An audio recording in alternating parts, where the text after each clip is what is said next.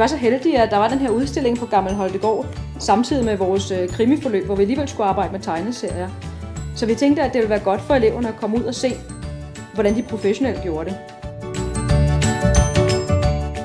Via Twitter så havde Christina fået kontakt til en, der hed Stine, som faktisk havde sin første udstilling med på den her Cool Comics, og havde lavet en aftale om, at de skulle tweete sammen, mens de var ude på udstillingen.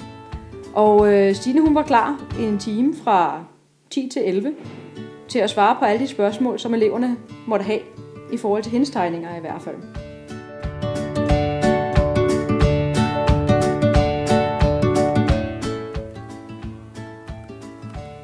Bagefter så samlede Stine hele det virtuelle interview i en Storyfy, så man kan følge alles indlæg og alles spørgsmål, også vores egne followers, altså de personer, som er vores venner på Twitter, som også var med i interviewet. For det var ikke kun elevernes spørgsmål, Stine svarede på, men også en masse andre, der fattede interesse undervejs for, hvad var det egentlig, der foregik her.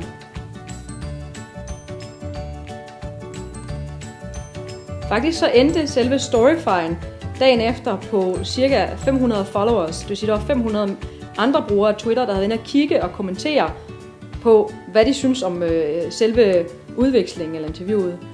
Også heriblandt nogle journalister. Det eleverne synes var allerbedst, det var da Stine hun kvitterede for vores spørgsmål med en tegning, hun havde siddet og tegnet lige præcis til os, og som hun sendte tilbage. Det synes de var rigtig sjovt.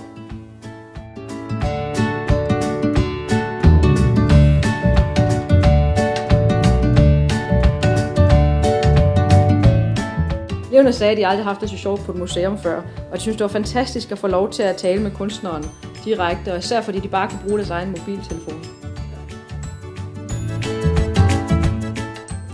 Så de ting, vi brugte, det var en mobiltelefon hver, det var Twitter, en Twitter-konto, så blev der brugt Storyfy, og så hertil, der er faktisk prøvet brugt iMovie.